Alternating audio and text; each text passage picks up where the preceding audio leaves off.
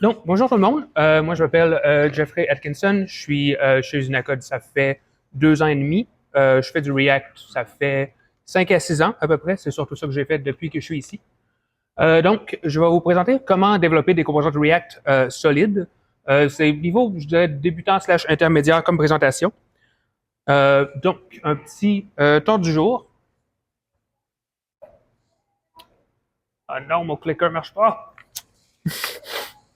Bon, on va y aller ici. Donc, petit plan de la présentation. Je vais commencer par une mise en contexte sur, en gros, c'est quoi les challenges qu'on fait face en React que ce dont je parle vise à adresser. Les deux principaux pans de la présentation, c'est la séparation des responsabilités et la composition de composantes. On va voir un petit exemple après ça, puis un petit mot sur la duplication de composantes dans ce contexte-là, et une période de questions.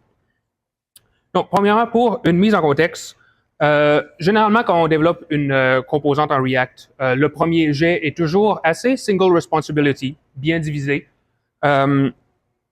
Mais ça s'alourdit avec le temps avec les demandes qui peuvent provenir, donc, soit par exemple des équipes produits, design qui demandent des choses qui ne cadrent pas avec le design ou l'architecture initiale de la composante, résoudre des bugs qui parfois on fait ça un peu en feu.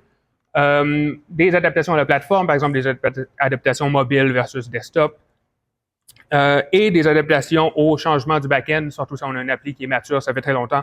Les API changent, les third parties changent.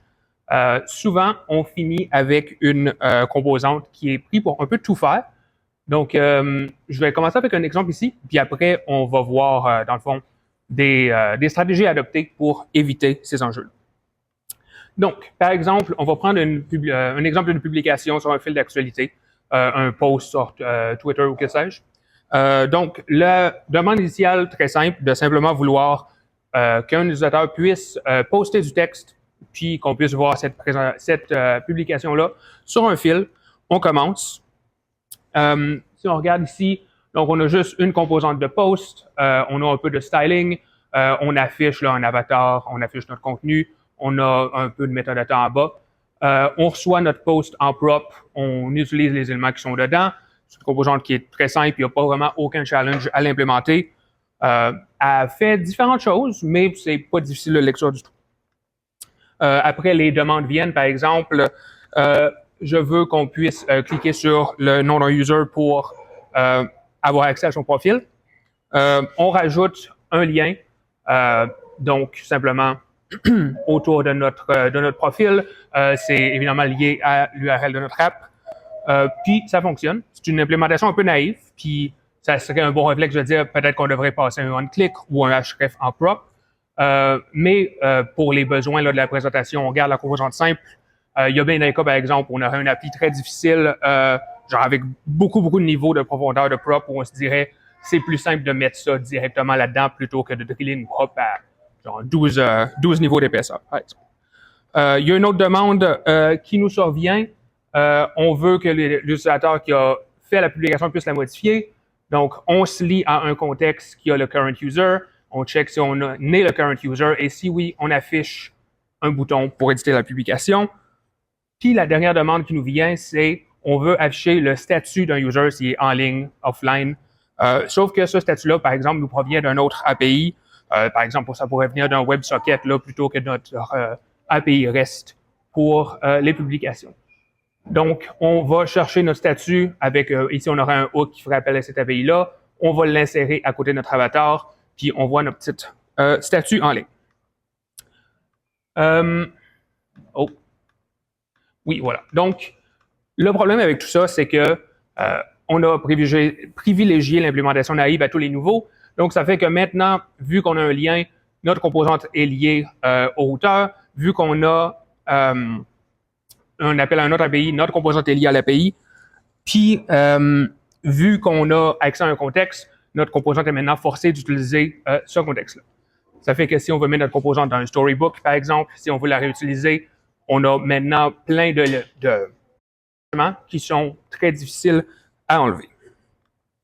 Puis évidemment, les demandes ne finissent jamais. On peut toujours se faire demander plus et plus et plus à mesure qu'une composante évolue au cours de 3, 4, 5 ans d'évolution d'une appli, presque toutes les composantes là, ont le potentiel de devenir un peu des bacs qui font un peu de tout.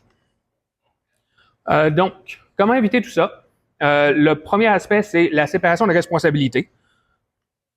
Donc, qu'est-ce que j'entends par là? C'est se créer un modèle mental quand on commence le développement d'une composante pour un peu isoler c'est quoi les différentes parties, puis comment s'assurer que chaque sous-composante ne fasse qu'une seule chose. Moi, perso, le modèle mental que je préfère, c'est de diviser ça en 3. C'est un aspect de présentation. Ça, c'est juste un arrangement visuel de composantes. Parfois, on ajoute du styling. Par exemple, ça pourrait être une card, une composante de layout, des composantes de tab. Le deuxième aspect, les composantes d'interaction. Donc, c'est une composante où quand l'user peut interagir avec, puis ça va causer un effet dans soit dans un système tiers, soit d'une autre composante. Et les composantes qui sont des connexions pour les dépendances, c'est-à-dire, par exemple, aller chercher les données d'un API externe. Il y a d'autres modèles mentaux là, qui sont tout aussi valables. Les deux dernières catégories, par exemple, ça pourrait être regroupé en un. Moi, c'est ma préférence personnelle de diviser ça mentalement comme ça quand je programme. Donc, souvent, quand une composante évolue, elle commence à faire ces 3 choses-là en même temps. Comme je disais tantôt, ça rend les composantes fragiles, difficiles à tester, difficiles à extraire et difficiles à modifier. Par exemple, dans l'exemple que j'ai mentionné tantôt, là, notre composante fait littéralement tout. Elle va chercher l'API, elle a des boutons d'interaction. La seule extraction qu'on a, c'est qu'on avait 2 petites composantes séparées pour display l'avatar et le statut. Donc, comment est-ce qu'on essaie de réorganiser tout ça pour éviter le problème? Pour le premier aspect, côté présentation, on peut commencer par un découpage visuel de notre composante. Dans l'exemple ici, on voit qu'il y a un aspect de logique. On a un post ça a un auteur, ça a du contenu, ça a des métadonnées, mais aussi un aspect visuel, c'est-à-dire qu'on présentait ça sur un format de card qui avait visiblement une partie qui était un header, une partie qui était le body de notre card, puis un footer. C'est toujours bon de penser quand on crée une composante, quels aspects de la présentation sont spécifiques simplement à notre langage de UI. Ça va souvent être en collaboration, par contre, avec une équipe de design, par exemple, qui va vous donner des composantes comme des cards, des side menus. C'est des composantes purement visuelles versus des composantes de domaine. Par exemple, un post, c'est un objet qui existe bel et bien dans notre domaine. Donc, on peut diviser nos trucs un peu. Ici, on voit qu'on a un post qui est dans une card. On a un post author, on a des post actions, on a des métadonnées. Puis tout ça, c'est seté dans une card qui a un header, un body et un footer. Après les interactions, c'est assez simple à voir. Ici, on a un lien vers le profil. Puis on a aussi... puis on a aussi une action pour éditer notre post. Puis enfin, on a nos dépendances, c'est-à-dire ce qui va chercher du data ailleurs. Donc, on aurait le parent de post qui va chercher les posts, évidemment. Puis, on a le statut de post qui doit aller se connecter à un API pour aller le chercher. Si on voulait implémenter ça avec cette division-là, on aurait quelque chose qui ne ressemble pas à ce qu'on a à gauche ici. On remarque que dès lors, avec une composante assez simple, on a déjà plusieurs niveaux de hiérarchie.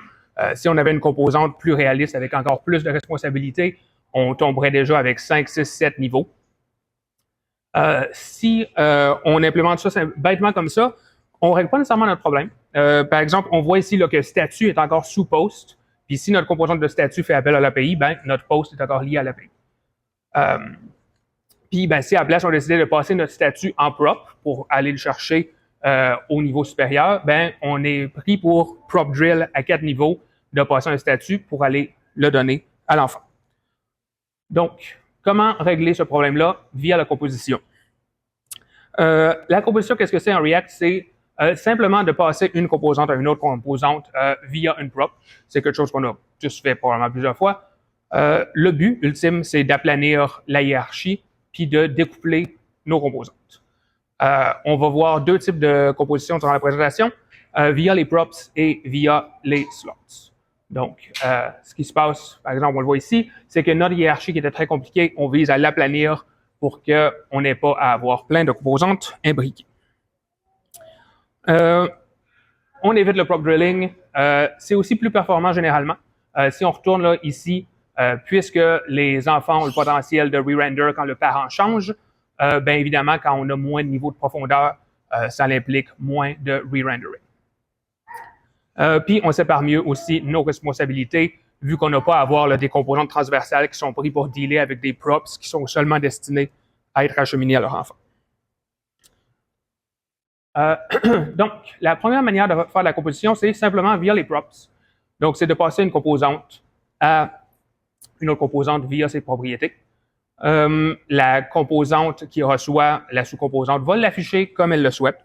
Dans notre exemple ici, par exemple, si on voulait implémenter notre composante de card que j'ai mentionné tantôt, on aurait un card header, un card body, un card footer. Comme on voit en haut, dans l'exemple du card header, on inclut le styling du card header ressemble à quoi? On implémente des composantes similaires pour le body, le footer. Dans notre card, on va simplement aller chercher ces props-là et les displays. Puis, dans notre utilisation, bien, on voit qu'on peut passer un header puis un body à notre card, puis que ce qui se passe dans le header et le body, la composante card n'a pas à en être consciente. L'autre manière de faire ça, c'est via les slots. Ça existe en Vue.js. En React, il n'y a pas d'implémentation officielle. Je pense qu'il y a un RFC qui existe depuis longtemps, mais bref, si on veut servir des slots, il faut faire notre propre implémentation. Dans l'exemple que je vais donner ici, c'est l'implémentation dans le système Hopper, qui est c'est fait par Workleap, une compagnie québécoise. Leur design system est open source sur GitHub si vous voulez aller le voir. Hopper, ouais, Hopper UI, c'est le nom du repo. Ouais. Je pense que Workleap s'appelait GSoft avant, là, donc leur compte GitHub s'appelle encore comme ça. Le but des slots, c'est de se servir de la propriété children parce que c'est plus lisible. Comme on voit dans notre exemple ici en bas, c'est un peu plus dur à lire. Si on avait un deuxième niveau de hiérarchie, ça deviendrait très difficile à lire. Donc, on veut s'éviter ça. On a quand même le résultat final qui est le même, c'est-à-dire que la composante parente va afficher ses enfants comme elle le souhaite, mais avec un peu plus de flexibilité. Oh, c'est dommage que ça soit mort, mais donc, par exemple, en haut, on a notre card header qui est un peu différent de ce qu'on avait avant. On remarque que le styling n'est pas inclus dedans, puis on le wrap dans une wrapper méthode slot qui fait juste déclarer qu'un card header, ça va aller se slotter dans une composante header. On fait la même chose avec le body et le footer. Dans notre composante card, on a un hook use slot qui reçoit les children, puis les informations qu'on donne à ce hook-là, c'est quels slots sont required. On pourrait spécifier un wrapper si on voudrait, par exemple, wrapper ces slots-là dans un div. Puis après, on dit pour chacun de nos slots, quel styling s'applique. Puis après, on va simplement les mettre dans notre composante de card. Ce que ça fait à l'utilisation, c'est quelque chose de beaucoup plus lisible parce que on fait simplement ça comme ça. On sort de nos children, on met notre card header, notre card body dedans. Puisque le header est déclaré comme slot header, la composante card va aller le chercher, va le styler comme un header. Même chose avec le body. Puis c'est aussi beaucoup plus flexible parce que, vu qu'on dépend simplement d'une prop slot, on pourrait, si on voulait vraiment mettre une composante custom à la place, on la déclare simplement comme la slot appropriée, puis la composante card s'occupe d'aller la mettre à sa place. Donc, une petite comparaison entre les deux. Via les props, c'est plus simple à implémenter, sauf que c'est plus difficile à lire. Puis, c'est difficile pour le parent d'aller modifier la composante qu'il reçoit en prop. Il faut passer par un React clone ou quelque chose comme ça. Tandis que les slots, c'est plus facile à lire, puis c'est plus facile pour le parent de modifier son enfant. Sauf que, ben, il faut qu'on l'implémente nous-mêmes, évidemment. Puis, il y a certains cas d'implémentation là où c'est un peu plus fragile. Par exemple, si on voulait wrapper là, un élément de slot dans un contexte, faut faire un petit tour de passe-passe parce qu'évidemment, le système de slot ne peut pas aller ajouter les props nécessaires sur le contexte parce que ce n'est pas une vraie composante. Donc, avec ces connaissances-là, comment est-ce qu'on règle nos problèmes? Donc, on implémente notre post en premier. On utilise la composante card qu'on a établie. Puis maintenant, notre post, ce qu'il fait, c'est qu'il instancie une card, puis qu'il va simplement mettre dans les bons éléments de la card les éléments qui lui sont propres. Donc, la card s'occupe, par exemple, de tous les aspects de présentation visuelle comme les margins, le padding. Puis le post, tout ce qu'il a à faire, c'est d'avoir une card puis d'aller insérer ces éléments à lui dedans. Ensuite, si on veut, par exemple, cliquer sur le nom d'un utilisateur pour avoir accès à son profil, on ne veut pas aller coupler notre composante au routage. Donc, on se crée une composante post-author qui va aller se slotter dans le slot author. Cette composante-là, elle reçoit l'auteur, elle reçoit un href, ça pourrait être un on-click, puis c'est tout simple, c'est l'avatar, c'est le nom avec le lien. Puis vu que c'est une slot, dans notre post, on va chercher la slot author, puis on va simplement la mettre dans le card header, ce qui fait qu'à l'utilisation, on a, par exemple, ici, dans un exemple là, qui listerait plusieurs posts, simplement, on met notre post author comme un enfant de post, on dit passe l'auteur, on dit passe le href, ça fait en sorte que notre post n'a pas du tout à être conscient de c'est quoi le lien, ou même qu'est-ce qui se passe quand on pèse sur le author, ou même être conscient de vraiment l'author c'est quoi, on pourrait le remplacer si on voulait, puis ça fonctionnerait toujours. On continue avec pouvoir modifier une publication. On ne veut pas se coupler au current user context. Donc, on se crée une action qui va simplement être le bouton avec un clic qui va aller modifier notre publication. Puis, pardon. On se crée une composante post actions qui va simplement slotter ces actions dedans. Ça nous permet à sorte, par exemple, que si un jour on avait un kebab menu avec plein d'actions dedans, plutôt qu'avoir un bouton, toute cette logique-là pourrait être gérée dans Post Actions qui décide comment ces enfants vont être gérés. Puis, on ajoute dans notre post une autre slot pour les actions. On va les display à côté du header. On marque ici notre class name ML auto. Notre post peut facilement s'occuper de donner un petit peu de styling pour dire que nos actions s'affichent complètement à droite du header. Puis, dans l'utilisation ici, on peut facilement aller générer dynamiquement les actions qu'un user a le droit de faire. On va les insérer dans la slot pour les actions, puis tout fonctionne. Donc, notre composante post n'a pas non plus à être aware du contexte ou de ce qui se passe dans ces actions. Puis, par exemple, notre statut, on ne veut pas que la composante post soit connectée à un API. Donc, on se crée une autre composante statut qu'on va aller mettre dans le slot author. Donc, c'est facile d'avoir plusieurs niveaux de slots. Puis, comme on voit dans le bas ici, ça reste très lisible. Le statut est un enfant de l'auteur. Puis, toute notre logique de données ici, c'est à notre top level. Puis, à n'importe quel niveau, notre composante post n'a pas à être couplée au routeur, à l'API ou à un contexte, comme on peut le voir ici. Dernier point que je voulais aborder, c'était la duplication des composantes. Quand on sépare les responsabilités d'une composante comme ça, puis que chaque composante ne fait vraiment qu'une seule chose, c'est facile de décider de la réutiliser un peu partout. Parfois, c'est pas toujours la bonne chose à faire. Par exemple, dans les exemples de demande que j'avais plus tôt, j'avais un exemple qui disait je voudrais qu'on puisse afficher sur notre fil d'actualité des publicités qui ressemblent exactement à des publications, un peu comme on voit sur Facebook ou Twitter ou qu'importe. Est-ce qu'on devrait réutiliser notre composante post pour ça ou pas, considérant qu'elle fait surtout juste du display? Des questions à se poser là-dessus, ça serait est-ce que ma composante va être dénaturée? Dans notre exemple ici, pas nécessairement, c'est juste du display. On pourrait facilement faire cette réutilisation-là. Si on se pose la question, est-ce que ça match avec ma logique d'affaires? Non, pas vraiment. Probablement qu'en back-end, en fait, il n'y a aucun lien entre un post et une publicité. Puis, comment est-ce que ces composantes-là risquent d'évoluer dans le temps?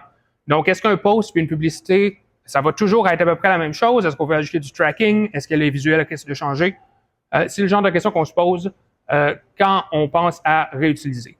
Mais au final, c'est que si une composante est vraiment single responsibility, ça ne coûte pas cher à dupliquer et ça ne coûte pas cher à réutiliser non plus. C'est vraiment un cas par cas. Mais généralement, si on voit que de dupliquer la composante, ça simplifie notre process. Par exemple, on aurait des props qui ont des types optionnels. Par exemple, dans notre post, on dit pas soit un post, soit une publicité. Peut-être que c'est mieux de séparer puis de ne pas avoir des propres qui ont des types variables. Si on avait des branching paths dans notre composante puis que de dupliquer la composante l'élimine, c'est aussi une chose à se poser. Puis enfin, bien évidemment, si on a une composante qui est utilisée un peu partout dans notre application, puis qu'il n'y a pas beaucoup de tests, ça vaut probablement la peine de dupliquer la composante plutôt que d'aller faire un changement là, quelque part puis de potentiellement briser une autre partie de l'application qui n'a aucun rapport avec ce qu'on est en train de toucher.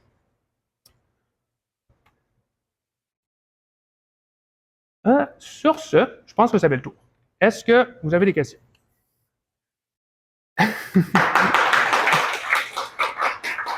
Oui. Je comprends de sortir le messager API tout ça. Mais ça aurait-tu pas une conséquence de tout ce que toutes tes composantes de base c'est atomique. Ça, mais la partie qui se fie sur le contexte, là, c'est là avec toute la logique de API puis user context. Ça lui rendrait comme. C'est une très bonne question. Je pense qu'effectivement, si tu essaies de tout remonter au top level, ça devient assez mêlant. Personnellement, ça va vraiment être un contrat que tu vas décider quand tu vas commencer ton application puis que la team va suivre. Je pense que c'est presque un peu une partie de React par moment, l'espèce de context hell ou d'avoir un niveau où il y a plein de connexions données. Selon moi, le best à faire, c'est d'essayer de remonter ça à un niveau où ça cesse de faire du sens s'il n'y a pas nécessairement de connexion data. Par exemple, mettons qu'on prend la page, la homepage de Facebook, par exemple, parce que tout le monde est familier. Probablement qu'il devrait avoir un niveau de data juste pour le fil, mais tu as les side panels aussi, que eux, c'est correct s'ils ont leur propre level de data aussi. C'est ça que je privilégierais, mais selon moi, tant que c'est implémenté de manière consistante dans la code base, il n'y a pas nécessairement de mauvaise réponse. Oui? Je voyais une troisième façon, je suis sûr que tu y as déjà pensé, d'avoir des propriétés contre le children qui prennent des React. Oui, ben, c'est l'exemple que j'avais donné là, avec la composition via les props. Mais justement, perso, je trouve que, surtout si tu essaies d'implémenter à plusieurs niveaux, là, ça devient un peu plus difficile de lecture. L'avantage que je trouve des slots, c'est que ça a tendance à se mapper très bien sur le modèle mental qu'on a déjà d'une page. Je trouve que c'est plus facile d'onboarding dans mon expérience. Quand quelqu'un rentre dans la code base, si tes slots sont bien découpés, c'est facile de s'orienter. Mais évidemment, un peu comme je l'ai dit, c'est du cas par cas. Là. Il y a bien des cas où c'est overkill, puis de passer une prop, simplement, c'est bien correct. Oui?